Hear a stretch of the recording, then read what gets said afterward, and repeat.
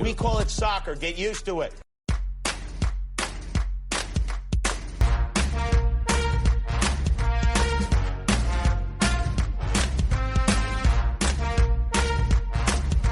Se llama soccer.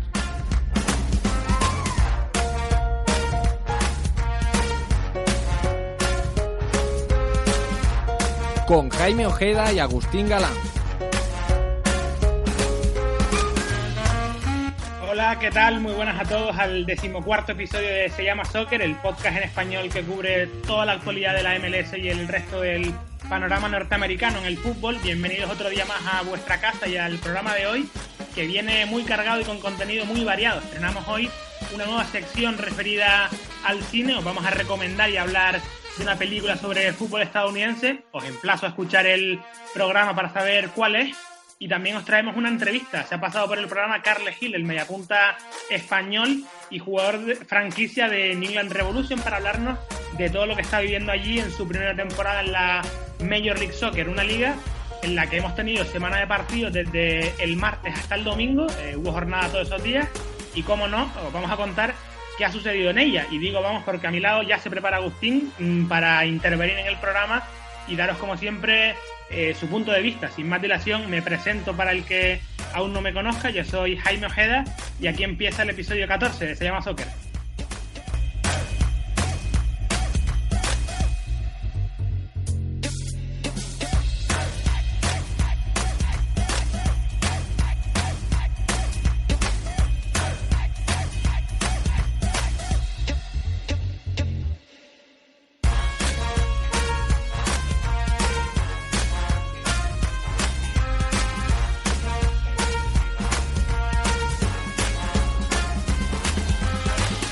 Tengo por aquí a Agustín. Hola, ¿qué tal?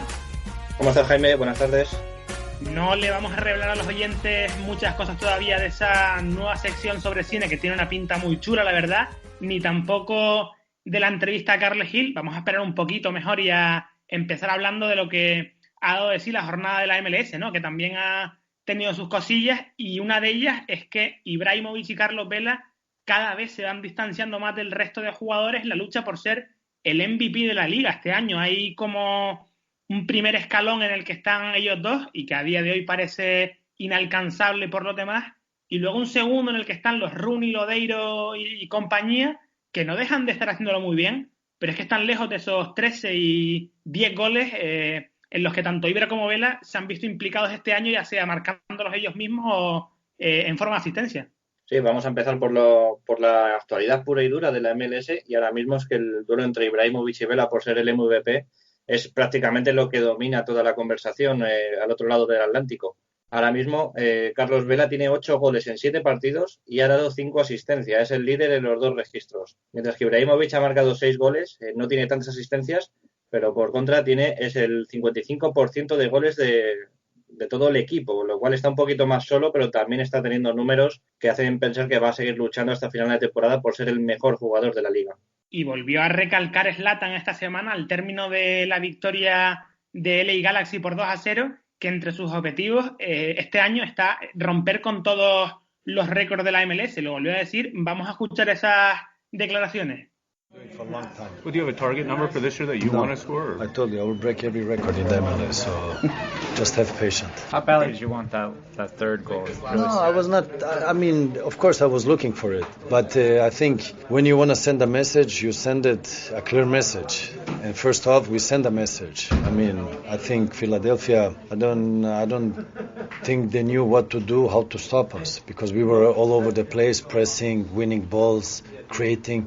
Second half, I think we were worried what they should do. So, 2 different halves, and it's not about that. Me looking for third and that. Of course, I look. I mean, try to score as much as possible to help my team, and whoever scored, the important thing is the intention and the mentality. What do you want? You gotta go in and you gotta execute, because we know from last year, winning 2-0 is not enough. Hablaba de esa superioridad contra Filadelfia y decía que tenían que ser pacientes con él porque acabaría logrando esos récords que ha prometido, y lo mejor de esas cifras que comentabas antes es que el sueco las ha conseguido habiendo jugado 3 partidos menos que Vela, ojo, y es un dato, creo yo, a tener muy en cuenta. Sí, por eso cada vez que él dice que va por el récord, los 31 goles de Joseph Martínez, no es una butad, no es algo que lance por lanzar para captar titulares, sino porque él mismo se ve capacitado. Y lo que está diciendo en cada conferencia de prensa en las últimas semanas es que pide todavía que el resto de compañeros eleve todavía más el listón, pide mucho más ritmo, y un 2-0 en casa contra Filadelfia, un partido bastante cómodo, lo tenía que haber resuelto todavía por un marcador mucho más abultado. O sea que Ibrahimovic está ahora mismo en su punto máximo de ambición. Luego, evidentemente, el objetivo prioritario de Ibrahimovic es ganar la Liga, igual que Vela. Los dos tienen ese pensamiento. Los méritos individuales son secundarios, pero con Vela el punto a favor que tiene el mexicano este año es la sintonía que tiene con el vestuario después de una primera temporada en la que todos los jugadores eran nuevos en el LAFC, y este año juega de su parte eso y aumentan las probabilidades de que acaben levantando la MLS Cup en otoño. Su objetivo principal, repito, y que este año es más fácil de conseguir, como declaró este fin de semana. Vamos a escucharle. In the end, every project needs time, and last year was all new. Some moment we can respond like we're supposed to do, and this year we know each other. I know and they know how play every player, so it's much easier to finish the game in better ways. So I think the chemistry is great, and we are trying to be the best team in the league, so we have to win every game, or try to play good and try to win every game. Se jugaron a la misma hora los partidos de LAFC y LA Galaxy, Agustín, e imagino que Vela sabría de antemano que Zlatan había marcado un doblete en la primera parte, y está claro que no quiso quedarse atrás porque había dado la asistencia en el 1-0, pero es que en el tiempo de descuento se apuntó otro gol más, y parece que tienen entre ellos dos una guerra muy competitiva y muy sana. Sí, es lo bueno. Cuando tú estás en un nivel muy alto, también necesitas que haya alguien cerca para poder seguir exigiéndote, para no conformarte con lo que ya has conseguido. Y eso este año los dos jugadores, el mexicano y el sueco, lo están entendiendo a la perfección. Lo bueno que tiene Vela es, como has dicho tú antes, que está ahora mismo el equipo tan compenetrado que es bastante armónico y divertido de ver. Y cuando, como aficionado, te sientas ante el televisor y ves que un equipo funciona bien, que todas las piezas están en su sitio y que sale todo de una forma natural, eso tiene detrás un trabajo increíble por parte del entrenador y no es para nada sencillo. Así que todo el mérito para Bob Bradley, que ha conseguido darle a Vela una plataforma para que por fin brille como él merece por la calidad que tiene. De todas formas, con estos dos equipos tengo ganas de verlos contra rivales de mucho peso, porque tirando de memoria solo se me ocurre que el LAFC ha jugado contra un equipo grande de la liga en este momento, y es DC United. Me da que de resto todavía no se han enfrentado, ¿no? Bueno, de hecho, este fin de semana vamos a tener ya una muestra. O sea que tus deseos son órdenes y tenemos un Los Ángeles contra Seattle. Nada mal. Pues ahí habrá que ver cómo termina eso. Y Seattle, que siguiendo en lo referente a la jornada de la MLS, Seattle jugó el gran duelo de la semana contra Toronto, un partido que se llevó el conjunto Esmeralda, muy sufrido, y que dejó de su lado a un nombre por encima del resto, creo yo, y es el de Will Brink, que a falta de Rui Díaz se encargó él de marcar los goles y de allanar el camino de la victoria. Acabó el partido con un doblete el delantero estadounidense, y no se me ocurren muchos equipos que, como Seattle, tengan un delantero tan tapado y del que no se hable casi nunca, pero que dé tan buen rendimiento cuando tiene una oportunidad. Además, Will Brink es la definición de jugador de equipo por excelencia en Estados Unidos. Es un delantero que nunca ha conseguido grandes titulares, primero porque estuvo en Houston y ahora en Seattle, pues porque está a la sombra de Raúl Ruiz Díaz, pero siempre te garantiza por lo menos un gol cada 3 partidos, e incluso cuando no juega, no es de los que anda quejándose en la prensa, sino que en silencio sigue trabajando.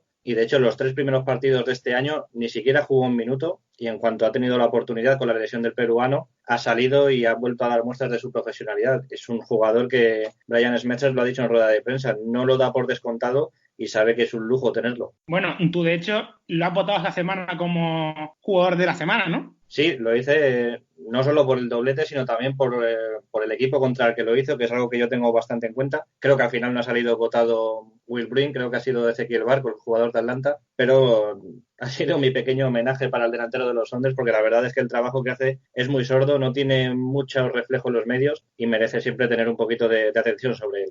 Una victoria muy importante de Seattle, que por cierto, desde el pasado 4 de julio acumula un bagaje de 20 victorias, 2 empates y solo 2 derrotas, una racha que se traduce en 63 puntos de 75 posibles y solo superada de momento por la LA Galaxy en el 98, que hizo 64 puntos de 75. Y esto habla muy bien de la forma en que Seattle se ha tomado la MLS desde el principio de temporada, no como en años anteriores que se enganchaba la liga entrado el mes de julio. Sí, además hay que tener en cuenta que Seattle ha conseguido algo muy complicado, que es meterse desde que entró en la MLS todos los años en los playoffs. Algo que solo ha conseguido en ese mismo periodo LA Galaxy. Son los dos que han estado en 10 temporadas consecutivas entrando en playoffs. Y el trabajo que está haciendo Brian Schmetzer esta temporada es muy bueno, sobre todo porque a la afición la deja un poco más tranquila después de esos primeros años anteriores en los que le costaba mucho. Incluso en verano la gente pensaba que esta vez no iban a ver a los Sounders en los playoffs. No parece que este vaya a ser el caso de este año. Y vamos ya a hablar de uno de los momentos de la semana, del estreno del Allianz Field, el nuevo estadio de Minnesota United.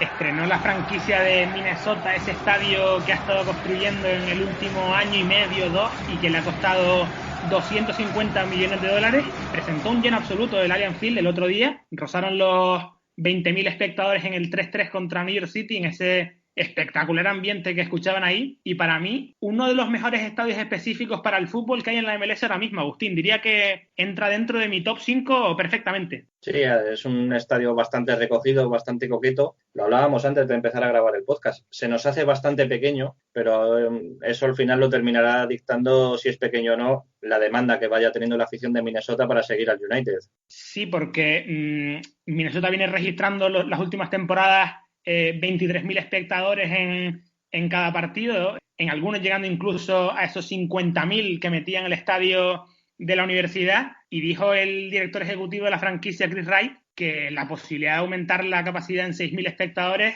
está ahí, es factible y se podría conseguir por 40 millones de dólares, y yo creo que es algo que más pronto que tarde se acabará haciendo. Es factible, pero también es muy caro. Teniendo en cuenta que lo acaban de estrenar, creo que ahora el objetivo a corto plazo para Minnesota es seguir trayendo jugadores de cierta categoría que permita al equipo ser competitivo, no tanto ser atractivo para la afición, sino empezar a conseguir ese atractivo en base a los resultados y no tanto a las operaciones que se hagan fuera de él. Sí, porque en lo estrictamente deportivo Minnesota está empezando este año a volver a competir, bueno, a volver no, a empezar a competir, porque ha estado durante 2 temporadas paseándose por la MLS en el aspecto puramente negativo. Y en lo referente al partido del otro día, a mí me gustó mucho, me pareció muy entretenido, vimos un intercambio de goles constante, me gustaron mucho los dos equipos y vi a un New York City mucho mejor que semanas atrás. Especialmente bien estuvo Valentín Castellanos jugando de falso 9 con mucha movilidad, desordenando la defensa y atacando los espacios, y también Ismael Tajouri, que tiene que volver a contar para Torrent, porque cuando está bien es súper decisivo. Me recordó el sábado a la versión de la temporada pasada, en la que para mí fue el mejor jugador del City. Sí, estoy contigo. Para mí Tajouri Sradi ahora mismo es el verdadero jugador franquicia de New York City, aunque no tenga esa categoría, y es el que tiene que estar siempre en el frente de ataque. A esta vez se le sumó Castellanos, que creo que fue su mejor partido con la camiseta celeste, pero que está bastante por debajo de su nivel, y se vio que al intercambio de golpes New York City todavía no consigue los resultados, pero sí se ve que tiene bastante facilidad para empezar a sumar goles, que es lo que le estaba faltando, y ahora solo le falta empezar a sumar de 3 en 3. Poquito a poco vamos viendo cosas positivas dentro del equipo de Torrent, y entre ellas no podemos contar a Son Johnson, que otra vez tuvo un error bastante notable. Sí, porque la verdad es que es terrible que un portero cometa errores como el que cometió. A mí, sinceramente, me dio vergüenza ver cómo encajaba ese gol, y me da la sensación de que incluso si no lo llega a tocar el balón, sale fuera del campo, pero es que es con ese leve toque con el que introduce el balón en su propia portería. Sí, es muy complicado encontrar un error tan grosero por parte del portero, y a mí me recuerda mucho a un gol que se marcó hace ya bastantes años, hace ya más de 10, en la Champions League, Nicolita con el Steaua de Bucarest, en un partido contra el Real Madrid. Y ayer también tuvimos una muestra, un error gravísimo de Foster con el Watford contra el Arsenal, y no están siendo buenos días para los porteros, y Son Johnson sigue acumulando razones para no ser considerado un portero digno ni de New York City ni de la portería de Estados Unidos. Sí, a mí al final es un portero que nunca ha sido de mi agrado, y ayer me sigue dando argumentos para creer que no está para jugar de titular en New York City, y yo creo que es una de las posiciones en las que el equipo debería tantear el mercado en ese sentido. Hay mucho margen de mejora ahí. Por cierto, recordamos Zach Steffen, el portero de Columbus, ha sido fichado por el Manchester City, y en caso de que el equipo inglés no cuente con él, bien podría cederlo a partir del mes de julio a New York City. Sería una opción bastante interesante y que mejoraría mucho al equipo de Torrent. No sería para nada mala opción, aunque sí es verdad que yo creo que acabar recalando en algún equipo de la Premier o de la segunda división inglesa, quizás en Holanda también, que el City cede muchos jugadores allí, más que volver a la MLS. O incluso mantenerse como suplente de Ederson ahora mismo en la portería Citizen, porque es probable que Claudio Bravo, después de la lesión, no continúe en el equipo, y hasta ahora está siendo el segundo portero Muric, un completo desconocido. Así que vamos a ver a partir del verano cuál va a ser el futuro de Stephen. Veremos. Y un poco en cuanto al resto de la jornada, de las cosas más destacadas ha sido que Atlanta United ha logrado ganar por primera vez esta temporada, este año, en la MLS. Le ha costado 5 partidos a Fran de Boer para conseguirlo, y eso ha permitido a Atlanta coger mucho aire después de varias semanas turbulentas. Sienta como una bombona de oxígeno esta victoria con doblete de Ezequiel Barco, aunque yo seguí viendo a un equipo tremendamente débil el otro día en el Gillette Stadium. Defensivamente sigo sin ver mejorías, y el lateral izquierdo sigue dejándome muy frío con Brexit. Creo que en ese sentido ha salido perdiendo por muchísima diferencia Atlanta con su llegada y la salida de Garza. La salida de Garza y la salida de McCann, que también está teniendo bastantes minutos ahora en DC con la lesión de Mora, y eran dos laterales que respondían con bastante solvencia. Lo bueno que tiene la victoria de Atlanta, y que va a dar todavía más moral, es que ha llegado a domicilio, que eso siempre es complicado de conseguir en la MLS, pero también hay que tener en cuenta que lo hizo con un gran Barco, por fin, pero estaba de inicio en el banquillo. Barco entró en el minuto 15 sustituyendo a Remedi, que había recibido un golpe en la cabeza y se fue con conmoción cerebral. Aún así, ya empezamos a ver un poquito de luz al final del túnel. Yo mantenía que después del último balón FIFA se debía empezar a ver ya Atlanta un poquito más suelto, ya no tenía la Champions, ya tenía todos los jugadores que se conocían un poquito más, y parece que con este primer triunfo se puede empezar a construir algo positivo. Y entre otras cosas también pudimos ver a Kansas City volver a la normalidad después de caer en la Conca Champions. Ya hablaremos de eso más adelante. Empataron a 2 los de Peter Vermes contra New York Red Bulls, y también seguimos sin ver reaccionar a Portland, al que se le van yendo las fechas en el calendario sin sacar puntos positivos, que no le alejen mucho de los playoffs de la Conferencia Oeste. Ahora mismo está a 3 partidos de la zona de playoffs, lleva 6, con lo cual todavía tiene muchísimo por recuperar. Y es verdad que este partido esta semana la jugó bastante mejor el equipo de Giovanni Savarese. Perdieron 2-1 contra Dallas, y hubo bastante polémica porque hubo 2 posibles penaltis de Ryan Hollingshead, el central del equipo tejano, que no se señalaron, y eso podría haber cambiado notablemente el partido. Pero bueno, poquito a poco vamos viendo también cómo las cosas se acomodan. Lo vi con los Red Bulls, ya me recordaba bastante más al equipo del año pasado, y en Portland también con los cambios que están metiendo Savarese, porque Villafaña y Guzmán lo estaban haciendo muy mal y se fueron al banquillo, y los jugadores que entraron en su lugar respondieron bastante bien. Bueno, y en cuanto a New York Red Bulls, una de las imágenes de la semana ha sido el pelotazo del Cacu Romero Gamarra a un aficionado de Kansas. No, se le fue bastante la cabeza, algo que me sorprendió, porque la verdad es que el partido estaba muy intenso, pero no parecía que nadie estuviera a punto de descontrolarse de esa manera. Y él mismo lo es consciente de lo que ocurrió, porque se desató una tangana increíble, le dio un pelotazo a 2 espectadores en el Children's Mercy Park, y la expulsión fue directa. Incluso él mismo se marchó pidiendo disculpas a la grada, consciente de la sanción que le va a caer, y creo que no va a ser pequeña. Y ya en la sección de españoles que tenemos jugando y entrenando en la MLS, empezamos repasando el duelo entre Seattle y Toronto, que tuvo un duelo de españoles también con Víctor Vázquez y Alejandro Pozuelo en cada uno de los equipos respectivamente. Y los 3 puntos, es verdad que se los llevó el equipo Esmeralda, como ya contamos antes, aunque ese duelo individual entre españoles creo yo que lo ganó Pozuelo pese a perder, porque fue muy influyente en el juego del equipo y determinante en los 2 goles, porque le da las 2 asistencias a Josie Altidore y, bueno, Pozuelo ha participado, de hecho, en 6 de los 8 goles que Toronto ha marcado desde que llegó. Son 2 goles y 4 asistencias que le atribuyen el 75% de esas anotaciones, y Altidore está siendo el más beneficiado ahora mismo. Sí, de hecho Altidore también se puede incluir en esa lista de aspirantes al MVP por debajo de Ibra y Vela, pero está beneficiándose mucho del exjugador del Betis, porque realmente ha llegado y está rindiendo a un nivel altísimo desde el primer momento. En esta ocasión dio 2 asistencias de gol y estuvo a punto de marcar lo que hubiera sido el 3-3, pero Fly lo evitó con una gran parada. Seguramente si hubiera marcado ese gol, Pozuelo hubiera sido un serio candidato a ser jugador de la semana en la Liga. Y para John Erice las cosas siguen igual que siempre. Volvió a ser titular el navarro en el centro del campo, haciendo gala de la importancia que tiene como pivote del equipo, pero sigue sin ganar este año Vancouver. Es verdad que estuvo muy cerca de llevarse los 3 puntos el viernes, pero un penalti en contra en el 80 y pico, minuto 80 y pico creo que fue, les dejó con la miel en los labios, y en realidad el punto es bueno porque los Caps tuvieron que remar a contracorriente durante casi todo el partido. Chicago Fire acaparó la mayoría de ocasiones y el sacrificio de Erice fue bastante alto. En su mapa defensivo, de hecho, aparecen registradas 2 intercepciones, 5 despejes y 14 robos de balón. Sí, además es curioso porque se puso por delante Vancouver cuando menos lo merecía, cuando más estaba atacando Chicago, y cuando parecía que se empezaba a soltar en ataque en la recta final, ya con el cansancio de los locales, ahí llegó ese penalti que permitió que Nikolic empatara. Aún así, a mí el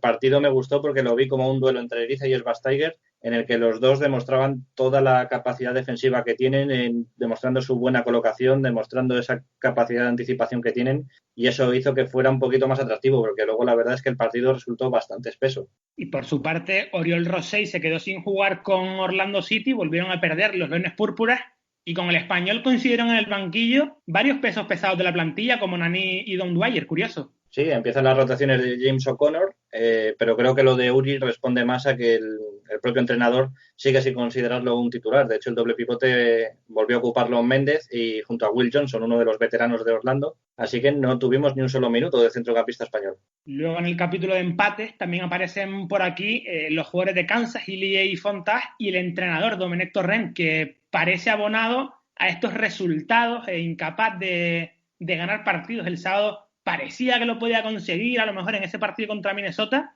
Hizo un buen partido en términos generales, como ya dijimos, pero al final es lo de siempre. Si no pierde, empata. Empata. Y lo diferente en esta ocasión fue que en la rueda de prensa después del partido él dijo que estaba contento con el resultado, que el equipo había jugado sin cuidar tanto la parcela defensiva y que en la segunda mitad jugó bastante mejor. Aún así, esto sigue siendo insuficiente para conseguir las victorias que necesitan los Citizens, pero Domenech Torrent considera que está en el camino correcto y parece que cada vez hay menos pruebas y más certezas. Y hablando de españoles que están en la Major League Soccer,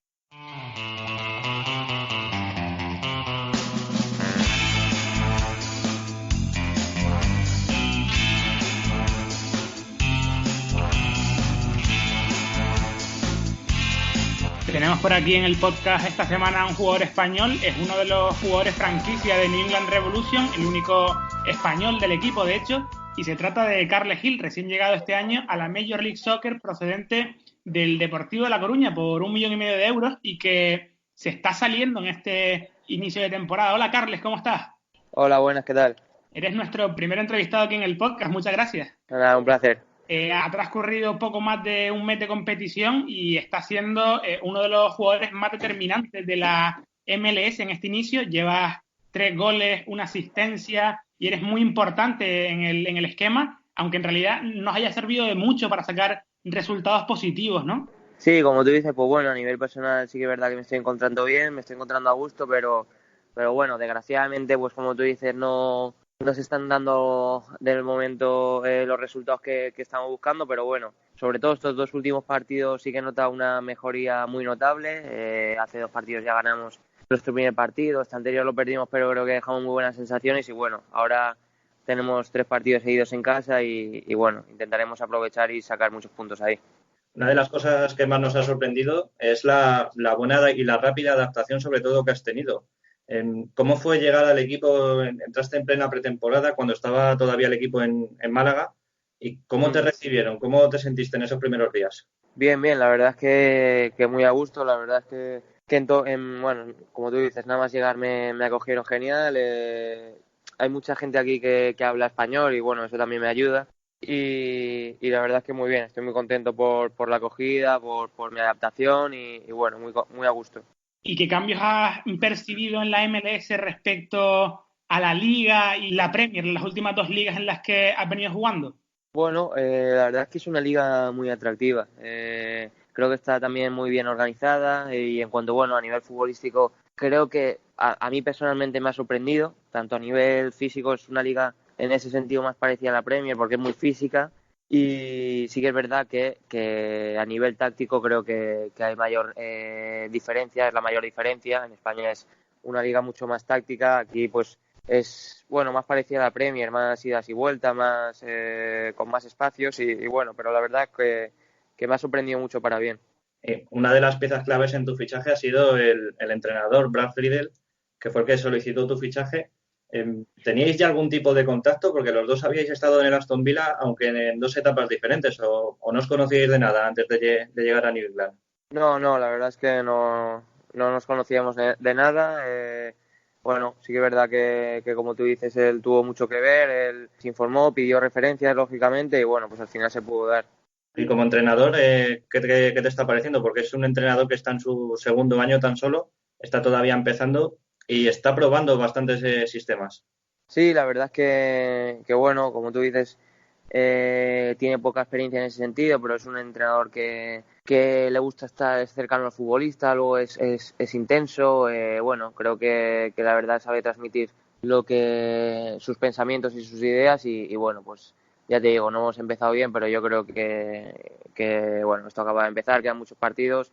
Como ya te he dicho, creo que llevamos un par de partidos donde ha cambiado la dinámica y espero que así sea.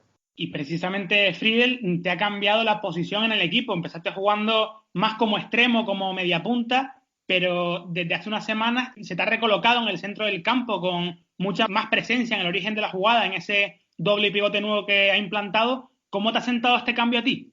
Sí, como tú dices, pues ahora estos dos últimos partidos estoy jugando de medio centro, es una posición nueva para mí, nunca había jugado ahí, pero bueno, la verdad es que me encuentro a gusto, tanto de ahí de 8 como de 10 son las posiciones donde mejor me encuentro, más a gusto estoy y bien, la verdad es que ya te digo, estoy a gusto intentando dar lo mejor de mí. Y en cuanto a los compañeros, te has encontrado un grupo bastante variopinto. Hay varios jugadores que también hablan español, como los dos Caicedo, como Penilla, Fagundes, que ya lleva mucho tiempo allí en New England. ¿Hay alguno que te haya sorprendido, que no conocieras y que has visto que tiene una calidad especial? Sí, cuando tú dices, pues bueno, ya te he dicho antes que muchos futbolistas muchos compañeros que hablan español y eso, bueno, me ayudó. Y bueno, la verdad es que de los que has nombrado, pues sí que es verdad que Penilla me sorprendió para bien, es un futbolista que es muy determinante, igual ahora mismo no pasa por su mejor momento, pero se le ve enseguida que tiene uno contra uno que es increíble y bueno, creo que es un futbolista que perfectamente, bueno, podría jugar en Europa. Oye, ¿y cómo jugar en el Gillette Stadium? Porque nosotros hemos venido contando en varios programas que es uno de los pocos estadios de la MLS que no son específicos para fútbol. En este caso está diseñado para los Patriots de la NFL y queremos saber si realmente es tan frío jugar allí como apreciamos nosotros por televisión a la hora de no sentir tanto el calor de la afición al ser un estadio muy grande y sabiendo que New England Revolution no atrae tanto público, evidentemente no lo llena y lleva pues cifras de asistencia en torno a las 10.000, 15.000, un poquito más de espectadores, ¿no? Sí, como tú dices, bueno, es un estadio muy grande, lógicamente pues es prácticamente imposible de llenar para nosotros y bueno, en ese sentido no sé si nos beneficia un estadio tan grande, pero bueno, como tú dices, luego hablando de número como tal de aficionados, creo que es una cantidad buena y al final se hacen de notar, lógicamente no. Igual visualmente no es la mejor sensación, pero luego una vez en el campo sí que notas su aliento. ¿Y notas que esta situación en el estadio puede hacer que el equipo muchas veces se desconecte y no entre en un modo competitivo que le permita estar en las posiciones altas dentro de la conferencia? No creo que tenga que ver, la verdad, ya te digo, al final cuando estás en el campo sí que notas a la gente, sí, ya te digo, Hay, como tú dices, pues según qué partidos, 10.000, 15.000, creo que es un número bueno de aficionados y al final se notan, ya te digo, igual visualmente no, porque lógicamente toda la parte de arriba del estadio pues está vacía, pero cuando estás en el campo sí que se hacen de notar. Bueno, y por ahí, en lo que es el entorno del club, no se viene comentando nada por los pasillos acerca de alguna posible novedad en cuanto a la construcción de ese nuevo estadio con el que la afición y la propia franquicia llevan años soñando con levantar en Boston, ¿no? No has percibido nada tú en ese sentido. No, la verdad es que no. Sí que está acabando la nueva ciudad deportiva y creo que estará lista para agosto, pero estadio no. En cuanto a distancias, ¿está muy lejos el centro de entrenamiento de donde, en este caso, donde tú vives y también del propio estadio? Es que el propio estadio es toda la ciudad deportiva. La verdad es que es enorme, o sea, hay muchísimos campos, es como una mini ciudad, porque luego también hay una parte que es pues restaurantes y tal. Entonces, ahora mismo el estadio y la ciudad deportiva es lo mismo. Y bueno, sí que está un poquito lejos porque yo decidí vivir en el centro, que es donde más a gusto estoy, y pues suelen ser unos 35 minutos, 40 minutos seguro. Bueno, no sé si está igual de cerca que cuando estabas en el Deportivo respecto a la ciudad deportiva y también a donde tú vivías.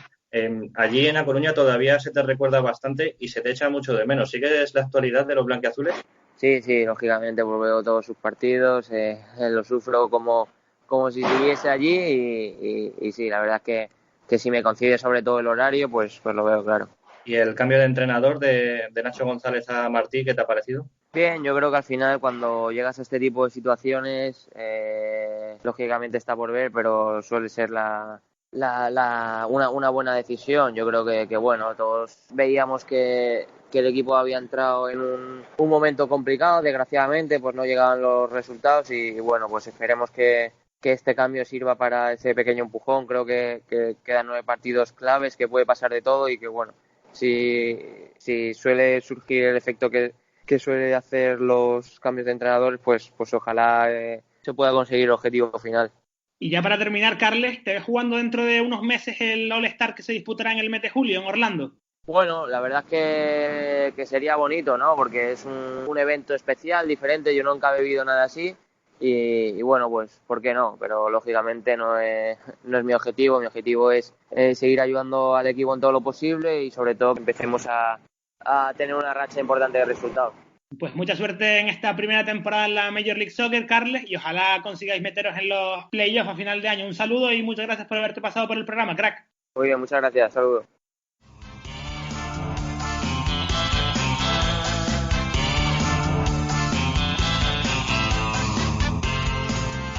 La entrevista, como dijimos al principio del episodio, fue grabada en los días previos al partido que New England Revolution jugó como local contra Atlanta United, Agustín, y un partido, el de este fin de semana, en el que Carles Gil volvió a ser titular en el equipo. Esta vez volvió a jugar como enganche y no en el doble pivote, pero esa mejoría del equipo que estaba viendo y su momento de forma no sirvió para que los de Brad Friedel puntuaran, al menos terminaron perdiendo 0-2 contra Atlanta, como ya contamos. No sirvió y aunque le volvieron a cambiar la posición, es que ahora mismo Carles Gil está completamente solo en el frente de ataque. Se le ve frustrado por momentos porque no encuentra compañeros con los que asociarse y hacer que ese buen juego que tiene en el centro del campo se traduzca también en ocasiones en el ataque, y estará esperando como agua de mayo que llegue un nuevo jugador franquicia para los Revolution.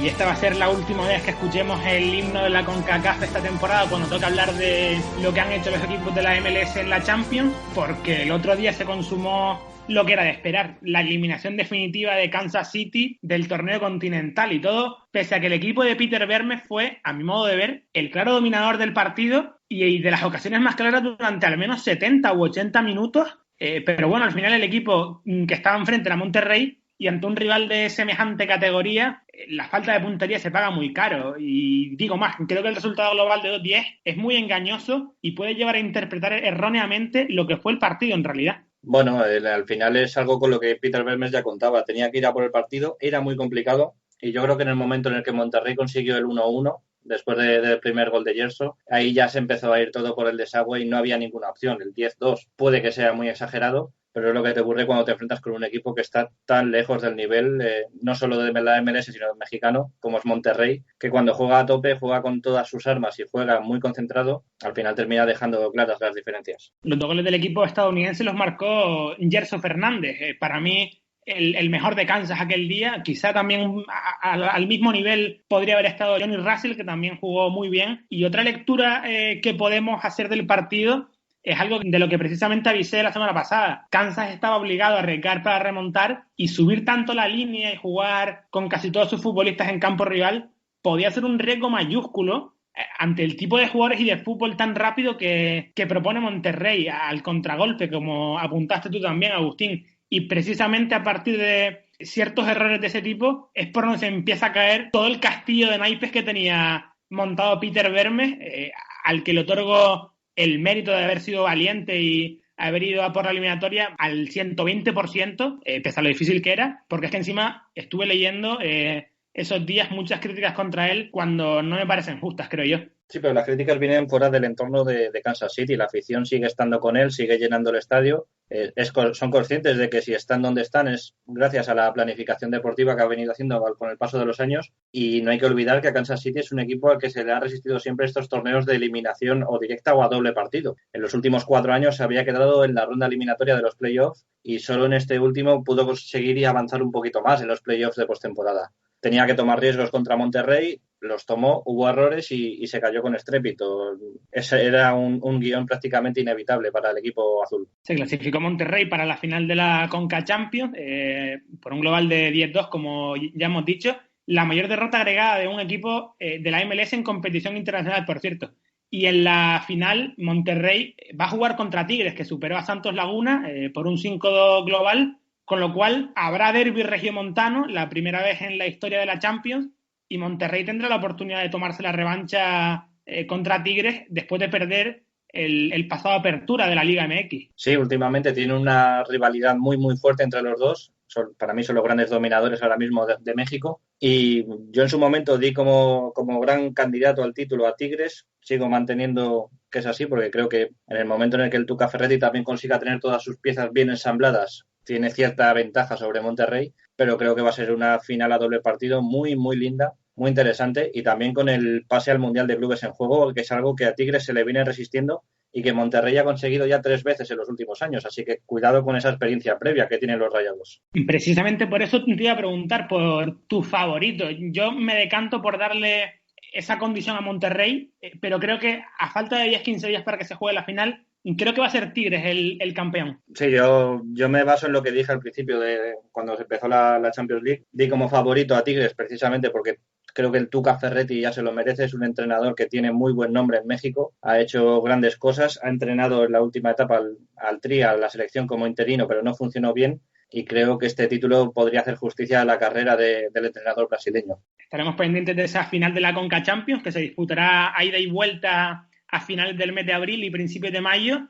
Y también en lo que concierne a la CONCACAF, la semana pasada se reveló la composición de los grupos de la Copa Oro de este verano, que por primera vez en la historia tendrá partidos fuera de Estados Unidos. Se jugarán 2 en Jamaica y otros 2 en Costa Rica, y la selección de las barras y estrellas quedó encuadrada en el grupo D junto a Panamá, Trinidad y Tobago y Guyana. Ese es el grupo de las barras y estrellas. Es un grupo que está bastante igualado porque Panamá y Trinidad y Tobago están bastante bien clasificadas dentro de lo que es la CONCACAF, y quizás baja un poquito el nivel la presencia de Guyana, que es la 22ª selección de la región, con lo cual ahí creo que los 3 equipos antes citados deberían sacar con facilidad los puntos. Mientras que a la selección canadiense y a la mexicana les tocará compartir el grupo A con Martinica y Cuba, y yo creo que todo parece que está hecho para que las 3 norteamericanas avancen a la fase de eliminatorias, porque me da la sensación de que Canadá y México son bastante superiores a Martinica y Cuba, por supuesto, y que Estados Unidos sí que la veo que lo va a tener muy fácil para pasar de grupo. Sobre todo por cómo está jugando ahora la selección de Greg Berhalter, pero México y Canadá también harían bien en no confiarse en exceso, porque Martinica y Cuba son 2 selecciones que, aunque no han estado en los últimos tiempos en el hexagonal previo al Mundial, sí están en un nivel bastante parejo a lo que puede suponer hoy Trinidad y Tobago, con lo cual algún punto sí se les va a escapar a los dos grandes en ese grupo. Hablaremos más en profundidad de la Copa Oro conforme se vaya acercando el torneo en el calendario, pero vamos ya con la sección de cine relativo al soccer que comentábamos al inicio que estrenaríamos hoy. ¿Quieres saber por qué el fútbol es el mejor deporte del mundo? Porque lo único que se necesita es una pelota y un espacio abierto. No hace falta ser grande, fuerte o alto, es el más demócrata de los deportes. Hoy en día, a millones de americanos les gusta el fútbol. Pero en otros tiempos... Fue el único reportero americano en la Copa Mundial de 1950. Era diferente. ¿Quieres que te lo cuente todo?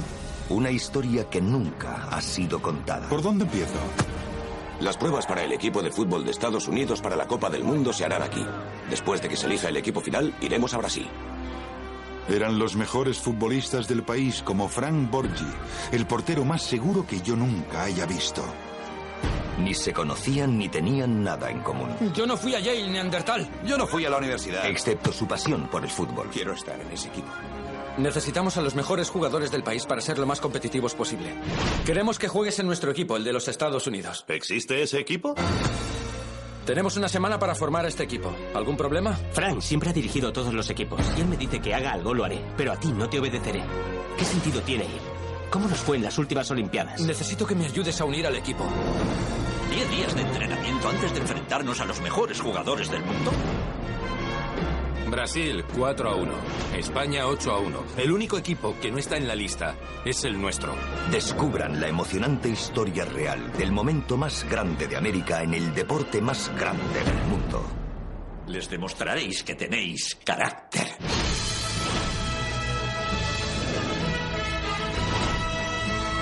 Vaya parada, chico.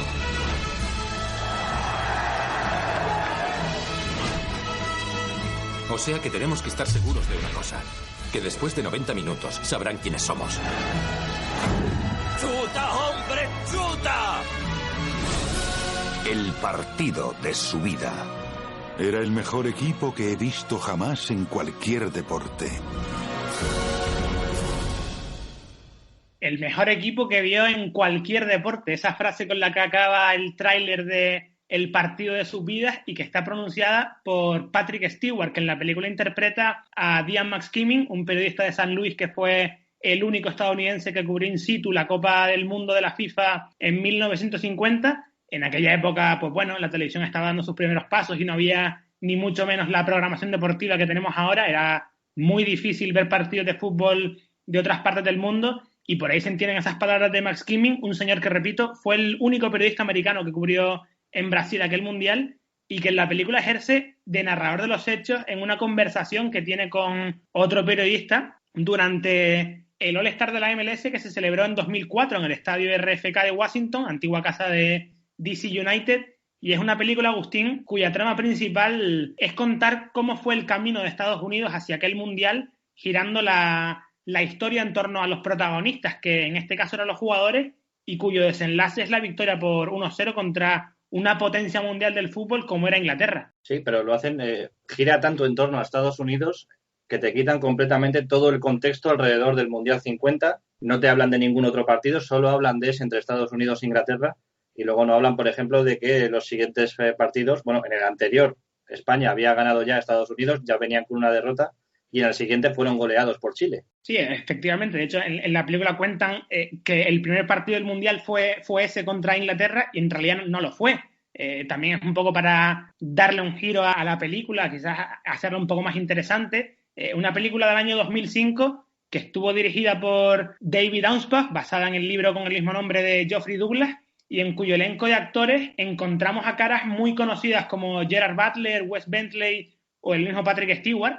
Pero bueno, al fin y al cabo es una película que ni mucho menos es una obra maestra, pero que sí resulta interesante para todo aquel que quiera conocer esta historia sobre la selección de las barras y estrellas, y me di cuenta también que con el objetivo de aumentar la popularidad por el soccer a través del cine, porque los derechos de la película originalmente los compró Philip Anzus, uno de los fundadores de la MLS en el 96, y que se aseguró, por lo que estuve leyendo, de que la calidad técnica y las habilidades futbolísticas fueran de los aspectos más importantes a la hora de contratar a los actores. De hecho, el consultor técnico de la película fue Wijnaldum, exjugador de la selección en la década de los 90, y uno de los actores protagonistas fue también John Harkes, ex compañero de Wijnaldum y un habitual con la selección de Estados Unidos en los mundiales del 90 y el 94. Sí, fue una película que estaba encaminada a ensalzar un poco la historia del soccer de Estados Unidos en sus momentos originales, en el año 50. No cuentan la historia tal como fue, porque, por ejemplo, viendo la película parece que se juntaron prácticamente dos grupos de amigos en unos entrenamientos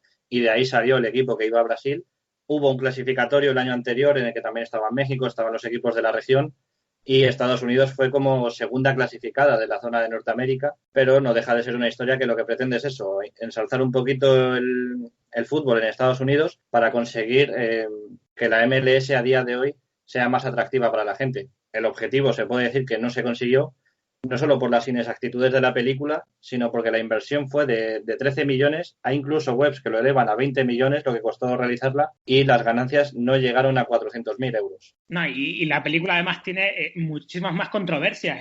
Una de ellas también es que en aquel partido el personaje que interpreta Harkes, que es McIlvenny, fue el capitán, y en la película el honor se lo llevó Walter Barr, el personaje de Bentley. También queremos poneros un fragmento de la película porque llega a ser clave para que dicha historia fuese posible gracias a lo que sucede en el segundo. Es el momento en el que Barry Frank Borgi, el portero que interpretó Butler, convencieron a Joe Getjens, el jugador que acabó siendo el autor de aquel gol, para que se uniera al equipo.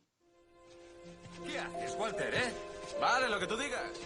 Ese delantero centro no puede ser. Es el último disponible. Quizá para un partido de domingo. Venga. Necesitamos a Getjens. ¿Getjens? Oh, no, es imposible. Necesitamos a los mejores jugadores del país para ser lo más competitivos posible. Walter, tenemos solamente 10 días para entrenar justo antes de enfrentarnos a equipos que juegan 365 días al año. América no será competitiva hasta dentro de 50 años. Nuestro trabajo es actuar como buenos embajadores. Necesito a Getjens. Olvídate de Getjens. Ven. ¿Qué pasa? Mejoraremos el equipo. Joe Getjens. Sí. Walter Barr, él es Frank Borgi. Te conozco. Tú eres ese tipo. ¿Quieres la revancha? Sí, pero ahora mismo no. Queremos que juegues en nuestro equipo. ¿Y qué equipo es? El de los Estados Unidos, amigo. ¿Existe ese equipo? Se ha formado hace poco. Te necesitamos. Tú puedes adaptarte pronto. ¿Cuál es vuestro estilo de juego? Aún no tenemos un estilo de juego, pero estamos en ello. Amo a los Estados Unidos, o sea que sí. ¿Cuándo empezamos? Pues mañana por la mañana a las 6:30. En el campo Wareham, en Long Island. ¿Sí? Salimos para Brasil dentro de 6 días. ¿Brasil? ¿Vais a Brasil? Me apunto. ¿Sí? Estupendo, Joe. Sí, me apunto. Tiene mucha épica también el final de la película, Agustín, pero es que es eso, una película. En el libro es uno mismo el que le añade las imágenes, pero en la adaptación cinematográfica es necesario añadirle pinceladas de épica y dramatismo, también le añaden muchísimo patriotismo, es verdad, a una historia que no cuenta los hechos exactamente como sucedieron, ya hemos dicho, y creo que es entendible, creo yo, porque para dotar a la película de un tono más sentimental y con tintes de épica, creo que también es necesario para hacerlo todo más atractivo y atraer la atención del espectador. En este sentido, creo que la adaptación es medio buena, pese a que la película no vaya a pasar a la historia. Bueno, la adaptación es medio buena, pero hay ciertos datos que ellos utilizan, como por ejemplo que Estados Unidos no aparecía en las apuestas, cuando sí aparecía, estaba 500-1, pero realmente era lo que correspondía, porque Estados Unidos era el penúltimo equipo mejor clasificado en el ranking en aquel momento,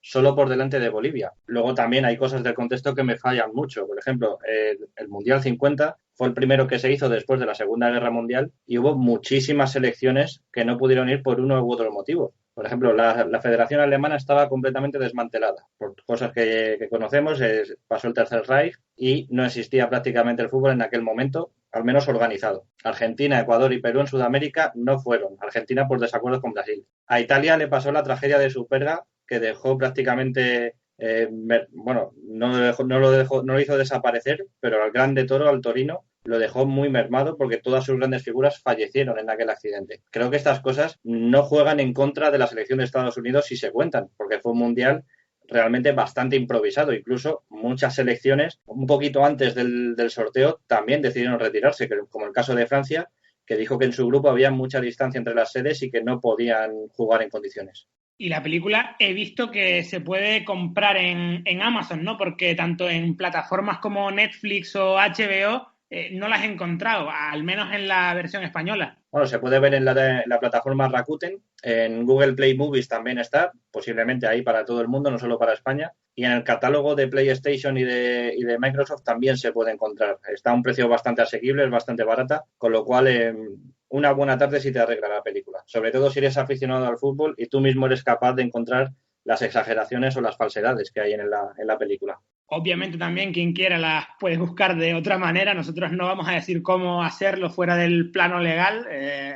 Todos sabemos a qué me refiero. Y ya para terminar con la sección y continuar con el programa, os dejamos el fragmento con el que concluye la película y en el que se materializa la victoria de Estados Unidos frente a Inglaterra. Una escena final en la que se vuelve al estadio RFK y se muestra ya en 2004 a los verdaderos protagonistas de aquella gesta, saludando y siendo ovacionados por el público que acudió al All-Star, un homenaje del que, si también se presta atención, podréis ver algunas caras conocidas como las de un joven Landon Donovan, estrechando la mano a Gino Pariani, Walter Barr, Frank Borgi y compañía.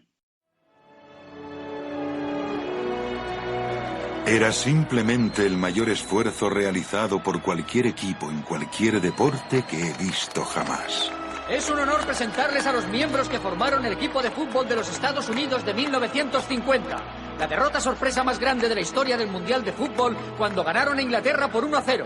En la línea del centro del campo están Gino Pariani, George Clarky Sousa, Harry Keogh, Walter Barr y Frank Borgi.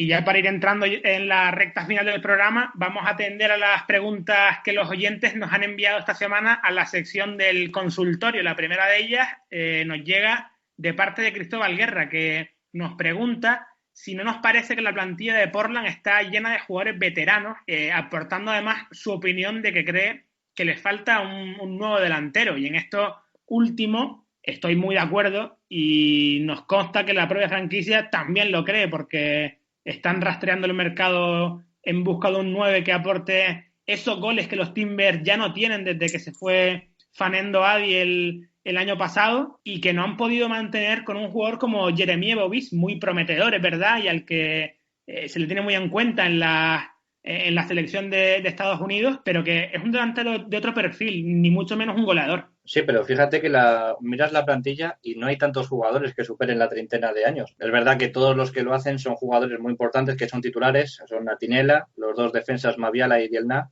en el centro del campo Chará y luego las dos mediapuntas, Valeri y Blanco. Esto hace que evidentemente Portland parezca más veterano de lo que es, más o menos. El equipo está en la media de lo que viene siendo el resto de la MLS. Hay jugadores mucho más jóvenes que tienen que tomar mucha mayor responsabilidad. Aquí meto a Andy Polo, meto a Bobis y también otros jugadores que todavía no han aparecido y de los que se espera bastante. El caso del argentino Konechny, que poco a poco debe intentar aparecer en la zona de 3 mediapuntas. Luego te pregunta un usuario anónimo, Agustín, que ¿cuál crees que es el perfil ideal del jugador franquicia por el que apuestan los clubes? Si jugadores jóvenes sudamericanos tipo Almirón, europeos veteranos pero con rendimiento todavía por ofrecer como Villa, Jovinko y Vela, o estadounidenses que regresan a su país como Dempsey o Altidore. La vía de los estadounidenses que regresan me parece bastante arriesgada, porque muchos llegan después de no haber sido relevantes en su equipo durante mucho tiempo, y cuando llegan a la MLS tampoco es que sean tan diferenciales como para seguir siéndolo. Evidentemente, si ahora mismo si algún equipo de la MLS consigue fichar de vuelta a Sargent, pues sí, tiene que ser el jugador franquicia y todo lo que él quiera. Pero creo que ahora mismo el perfil del jugador franquicia debe estar más en jugadores jóvenes sudamericanos que estén en el entorno de los 24 o 25 como Almirón y Joseph Martínez. Es muy difícil ficharlos antes porque los buenos se los llevan rápidamente a Europa. O si no, jugadores sub-21 de Europa que estén dispuestos a dar el salto. Y aquí yo me fijo mucho en Rusnak, el jugador de ataque de Salt Lake, que sin tener mucho cartel se fue para allá y ha sido un jugador muy importante. No tiene mucha proyección mediática, que quizás es lo que se busca en un jugador franquicia, pero deportivamente es innegable que le ha servido mucho a Salt Lake. También quizás es por el tipo de franquicia en el que está Rusnak, que Real Salt Lake no es muy mediática, que digamos. También nos pregunta un usuario que por qué le está costando tanto a Vancouver ganar partidos, y eso es algo de lo que hemos hablado un poco en episodios anteriores. Es un equipo con muchos jugadores nuevos, el entrenador también es un recién llegado, y yo creo que también han tenido la suerte en su contra muchas veces. A mí me parece que le falta ajustar muy bien cuál debe ser la posición de cada uno, sobre todo en el ataque. Y también mejorar mucho la línea defensiva, porque la semana anterior decíamos que hubo 2 errores gravísimos de Eric Godoy que sirvieron para que los Galaxy se pusieran por delante y se llevaran el partido en casa. Y en esta ocasión fue Donill Henry el que cometió el error que llevó al penalti que se llevó Chicago. Tiene que mejorar un poquito en defensa, ser un poco más agresivo, pero teniendo en mente que el objetivo es mantener el cero en la portería. Y en ataque las piezas son buenas, pero creo que todavía está buscando Mar dos Santos cómo colocarlas. Dónde ubicar a Reina, dónde colocar a Montero, si va a ser titular o no, qué es lo que puede esperar de Joaquín Ardáiz, y yo creo que esos 2 extremos son los que les falta todavía por pulir a los Whitecaps. Y luego nos llega una reflexión de Nacho López y nos viene a decir que tiene la sensación de que a New York City le puede pasar algo como a Chivas USA, que cree que son casos parecidos, equipos vinculados a otros, sin estadio propio, que empezaron fuerte pero que poco a poco se fueron deshinchando y cuyos ratos de asistencia de espectadores han ido bajando, todo recalcando siempre él que igual está exagerando un poco, pero yo en cuanto lo leí, vi esas similitudes, claro que sí. Sí es verdad que no creo que vaya a pasar lo mismo, ni mucho menos, pero es curioso ver las semejanzas que hay ahora mismo entre el City y esa extinta franquicia californiana que fue el filial del equipo mexicano de las Chivas de Guadalajara en Estados Unidos. Yo ahora mismo me cuesta mucho ver a una franquicia desapareciendo de la Major League Soccer. Creo que las que están es porque son lo suficientemente sólidas para permanecer en el tiempo. Habrán conseguido garantías por parte del City Football Group de que eso va a ser un equipo interesante, por lo menos a nivel estadounidense, y lo que sí puede ser es que cada vez la asistencia al Yankee o al estadio en el que en el futuro vayan a jugar, que todavía no sabemos cuál será, vaya decreciendo por la propia inercia del equipo. Ahora mismo creo que New York City está en un momento de indefinición y es verdad que va a ser un atractivo turístico muy importante, sobre todo para los europeos que viajan a Estados Unidos. Quien va a Nueva York, al final siempre se apunta en la agenda ir a un partido de New York City, pero para eso necesitan también alguna cara reconocible.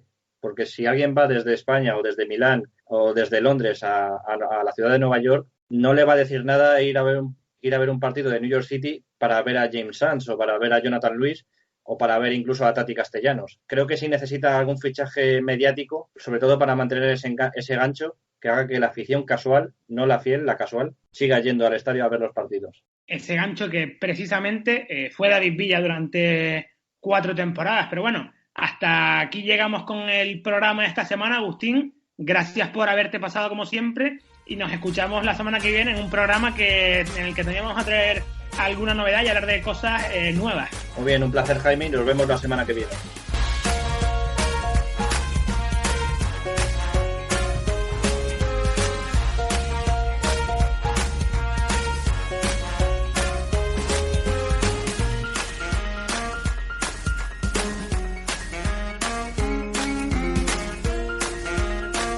Gracias a vosotros, a los que nos escucháis también cada semana. Os recuerdo que estamos en Twitter, nos encontráis en @seyama_soccer y deciros como siempre que si queréis participar en la sección del consultorio solo tenéis que enviarnos un mensaje por Twitter con el hashtag consultorio SLS o dejándonos un comentario en el perfil del programa en iVoox. Pasad una buena semana y nos volvemos a escuchar el próximo martes. Un abrazo a todos, chao.